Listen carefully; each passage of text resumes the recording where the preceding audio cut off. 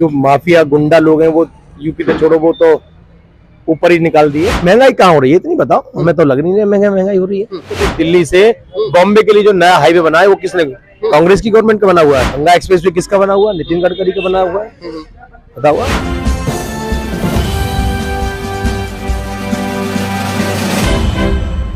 नमस्कार दोस्तों, मेरा नाम है विजेंद्र सिंह। आप देख रहे हैं जनता की तराजू। जैसा कि आप सभी लोग जानते हैं, लोकसभा चुनाव का माहौल काफी गर्मा गर्म है और सभी लोगों में काफी उत्कर्ष देखने को मिल रहा है और हम ले रहे हैं जगह जगह जाकर जनता की राय।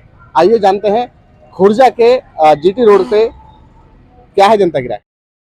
हाँ जी भाई साहब, क्या लगता है 2024 में किसकी सरकार और क्यों? देखो, ये तो विकास की एक धारा बही हुई है मोदी जी की उसमें। तो इसमें तो आप ये मानो कि भारतीय जनता पार्टी का स्पष्ट बहुमत है और यहाँ पे तो बहुत सुदृढ़ तरीका से, बहुत अच्छे बहुमत से डॉक्टर महेश शर्मा ही विजयी होंगे। क्योंकि योगी जी का सुशासन, योगी जी का कानून व्यवस्था, योगी जी की जो एक जीरो टॉलरेंस की जो नीति है, जो एकदम कहते हैं कि अगर जो माफिया गुंडा लोग हैं वो यूपी तो छोड़ो, वो तो ऊपर ही निकाल दिए। तो उसकी वजह से जनता में बहुत उनके प्रति विश्वास है और बहुत ही सहानुभूति है। इस वजह से जनता अपना पूरा विश्वास योगी जी की वजह से भारतीय जनता पार्टी को यहाँ। आप कह रहे हैं जीरो टॉलरेंस की जो नीति है बीजेपी पार्टी की, लेकिन जीरो टॉलरेंस कहीं ना कहीं राजनीति में भेदभाव को भी दर्शा देता है। जैसे कि काफी सारे लोगों का मानना है कि बीजेपी पार्टी हिंदू मुसलमान की राजनीति करती है, उस पर क्या कहेंगे? ऐसा आपका मानना है या जो छोटी सोच के लोगों उनका मानना है। वैसे हमारे तो ऐसे आज तक जिस दिन से भारतीय जनता पार्टी की उत्तर प्रदेश में गवर्नमेंट बनी है, कोई एक दंगा यहाँ भारतीय जनता पार्टी, दंगे की बात नहीं कर रहा सर, मैं बयानबाजी की बात कर रहा हूँ। बयानबाजी तो चलती रहती है इनमें, तो हाँ इसमें कोई वो नहीं है। तो सबका साथ सबका विश्वास में चल ही रहा है मामला, इसमें कोई वो नहीं, दो राय नहीं है कि योगी जी ने एकदम बहुत अच्छे से सुशासन किया है और पूर्ण बहुमत से मोदी जी की गवर्नमेंट बनेगी। इसमें इस बार भी 400 पार कह रहे हैं तो 400 पार ही होंगे इसमें। अच्छा, सरकार बनाने के लिए सिर्फ 200 या 250 या 270 या 250 सीटें या 270 सीटें तक भी काफी रहती है, लेकिन ये 400 पार का जो दावा है ये समझ नहीं आता है कि 400 पार ही क्यों चाहिए। क्या मतलब 400 पार के बाद क्या करना चाहते हैं? 400 पार अब की बार हमें लग रहा है कि हमारी 400 पार सीटें आएंगी, तो 400 पार सीट है। जनता को उत्साह है इतना सभी जगह पे। अब साउथ में उधर भी बहुत बढ़िया हुआ इसका मामला है, बहुत अच्छी हुई। तो 400 पार होनी चाहिए। और मतलब अगर 400 पार हो जाता है तो हमारे यहाँ का जो विपक्ष है वो बिल्कुल कमजोर पड़ जाएगा। तो क्या किसी लोकतांत्रिक देश में विपक्ष का कमजोर होना कहाँ तक उचित है? ये विपक्ष को अपनी, पहले जब विपक्ष की सरकारें नहीं थी तो विपक्ष को पहले ये बात सोचनी चाहिए थी कि जो एक तरफा जो भी मामला देखते थे वो उनकी वहां में कहीं ना कहीं कमियां रही हैं विपक्ष की, तो उनको पहले ये बात सोचनी चाहिए थी। तो इस वजह से विपक्ष अपने कर्मों से ही कमजोर हुआ है। अगर मान के चले अगर विपक्ष की कहीं कमी है या विपक्ष की जो नीति अगर नीतियों में कहीं कमी है या विपक्ष के नेताओं में कहीं कमी है, तो विपक्षी नेता ज्यादातर बीजेपी में शामिल क्यों हो रहे हैं और बीजेपी उन्हें ले क्यों रही है?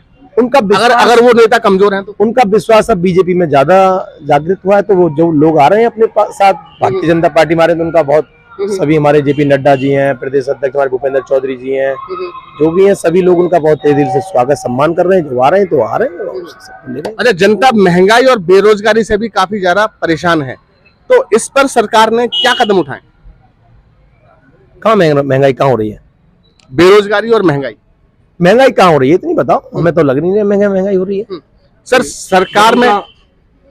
सरकार में आने से पहले मोदी जी ने काफी सारे वादे किए थे कि 100 दिन में मैं काला धन वापस लेकर आऊंगा। देखो, 100 दिन में काला धन वापस लेकर आऊंगा और नोटबंदी से काला धन खत्म हो जाएगा, भ्रष्टाचार को जड़ से खत्म कर देंगे, 35 रुपए में डीजल और पेट्रोल बिकेगा, गैस सिलेंडर को सस्ता करेंगे और 2 करोड़ नौकरियां हर साल देंगे।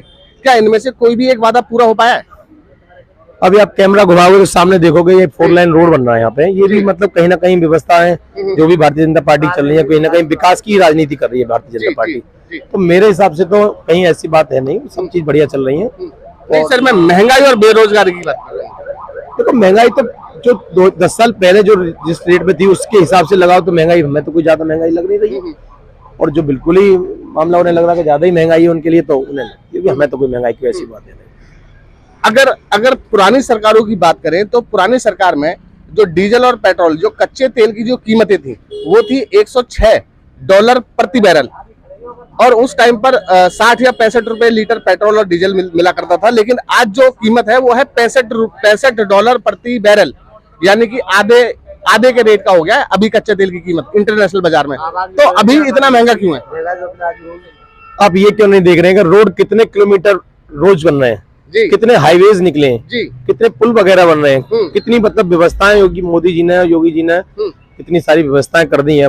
सर 2014 से पहले 91,000 किलोमीटर रनिंग हाईवे और सड़कें का निर्माण हो चुका था, और मोदी जी के आज तक के कार्यकाल में 1,26,000 किलोमीटर सड़कें बनी है। तो इसमें ज्यादा सड़कें कहाँ बढ़ गई? मैं पूरे उसकी तो बात करता नहीं हूँ, पर मैं तो उत्तर प्रदेश में और कोई मोदी जी ने कोई नई सड़क बनाई है? नई सड़क तो आप देख नहीं रहे हैं कितनी नई सड़क बन रही है? नहीं, नई सड़क की बात कर रहा हूँ सर मैं। कोई नया रास्ता बनाया हो? अभी आपने देखा है कि जो दिल्ली से बॉम्बे के लिए जो नया हाईवे बना है वो किसने? कांग्रेस की गवर्नमेंट का बना हुआ है। कांग्रेस की गवर्नमेंट का बना हुआ है, मोदी की गवर्नमेंट का बना हुआ है, नितिन गडकरी के द्वारा ही बना हुआ है। गंगा एक्सप्रेस वे किसका बना हुआ है? नितिन गडकरी का बना हुआ है। बताओ आप। तो बनाया तो ये मोदी की गवर्नमेंट नहीं, ये मोदी की तो देन है और किसकी देन है? अब हमारे यहाँ एयरपोर्ट आया जेवर में, ये बहुत बड़ा प्रोजेक्ट है हमारे यहाँ, ये भी बहुत, इससे भी हमारे रोजगार के भी और उसके भी सब, हमारे यहाँ की जो जमीन है उनके रेट बहुत हाई फाई हो गए। तो ये सब किसकी देन है? ये मोदी जी की देन है, योगी जी की देन है। तो मेरे हिसाब से तो बहुत अच्छा हुआ। एनटीपीसी बन रही है हमारे यहाँ, बहुत बड़ा प्रोजेक्ट है वो भी, तो वो भी बहुत अच्छा मामला है। सर ये जो दोनों ही जो प्रोजेक्ट जो आपने गिनवाए हैं, जेवर एयरपोर्ट और एनटीपीसी, ये दोनों ही पिछली सरकारों की देन है। बने कहाँ? पिछली सरकारों की देन थी।